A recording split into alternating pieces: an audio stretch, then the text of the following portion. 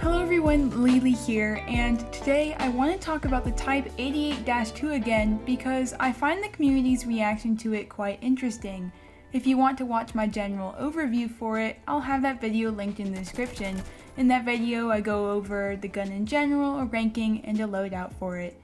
So as you may or may not know, the Type 88-2 was added into the test plays recently. This gun is basically if an LMG and an assault rifle had a baby, except for it didn't inherit any of the good LMG traits besides its mag size. It's got a slow reload time and rather average or mediocre other stats. The mag size is really only the best thing about that gun. It's no secret that the gun is not really good at all, and the community has been quick to point that out. But is that a bad thing? Should every gun added into the game have to meet a quality standard? Where do we draw the line with this standard?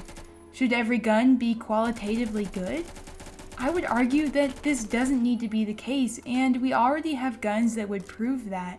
Take the AA-12, for example. That shotgun without the 20-round mag is just okay. It's not really groundbreaking or outstanding compared to other shotguns in the game. But yet it's still viable. It seems like no matter what, stylists at least will try to make a gun viable when they add it into the game. The Zip 22 might be the exception to that rule, but generally speaking, every gun will be viable, and I think that the Type 88-2 falls into the same area. It is viable, but it's not really the best, but that's okay. You can definitely find the positives in the gun, and maybe the community is overacting a little bit when it comes to how bad this gun actually is. The mag size really is excellent. 75 rounds is pretty damn good, and being able to spray and pray like you can with this gun and absolutely unload into enemies with 75 rounds is something that an assault rifle hasn't really been able to do before, aside from the M231's M855 specialty conversion. And as I did mention in my previous video on it, I would take an LMG over this gun, but I don't think that the Type 88-2 is so bad that it's unusable. You can definitely play well with it. It's not the end of the world.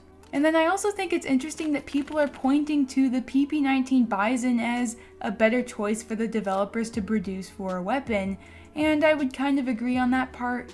The PP-19 Bizon is more popular in and out of different video games and just in media in general, and I think people would probably generally more enjoy seeing that gun make its way into Phantom Forces rather than the North Korean rifle that we've already been given. The Bizon is simply more thrilling of a weapon and would just make more sense to add from a marketing and game development standpoint. While I'm not a gun connoisseur by any means, I had never heard of the Type 88-2 before, and it wasn't something that was remotely on my radar. But the Bizon, for example, I've played numerous games with that gun. I've seen it all over the place. It's a popular gun. I would have been more hyped to see that be added for sure. But I have to wonder, would the PP-19 Bizon be all that great either? Let's take a look at what its statistics might look like.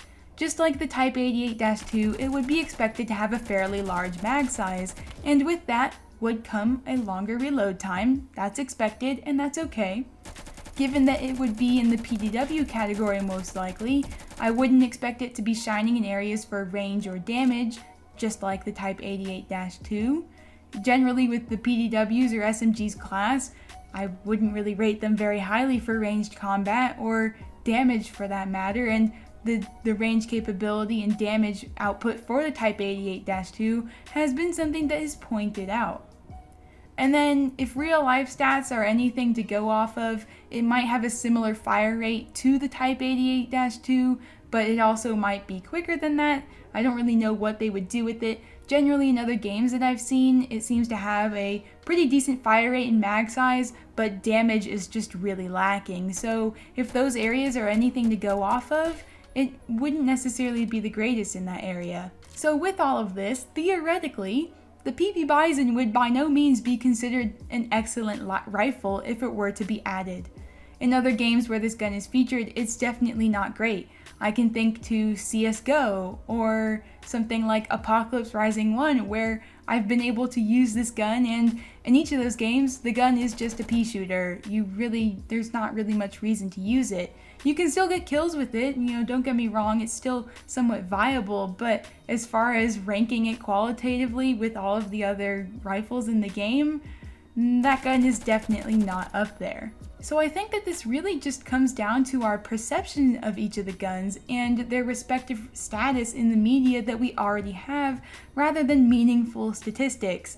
I don't know why people are expecting that the PP-19 Bizon would be statistically better than the Type 88-2, and the Type 88-2 is not completely awful, so I don't know. I'm kind of confused by where the community is sitting with this. And then just back to the topic of the Type 88-2, while it has been buffed, I do still think it's mediocre. I think it would be neat to see it get an attachment that reduces its mag size to 30 rounds, but comes with other benefits. I believe the real-life version of this weapon can fire 30 rounds, and that the drum or extended mag that it has is just another option to run with it. So maybe that's an area for the developers to explore and maybe appease the community a little bit. I think maybe the concern there is that if they add this ammo conversion, it will make using the gun regularly useless, but then if you add the ammo conversion for 30 rounds, it just kind of makes it like another assault rifle AK variant that we already have. We already have the AKM and the AK-47 and the AK-74 and the AK-103 just in the assault rifles category, let alone the whole game in general. So I think that maybe a reduced mag addition, while it might be beneficial for the gun, would maybe just make it stand out a little bit less and be less unique. But that is just my take on things. I would be curious to get your thoughts on this. Do you think that the PP-19 Bizon edition would be all that better than the Type 88-2? Be sure to let me know in the comments. That's all I've got for today. Thank you for watching, and I will see you in the next one.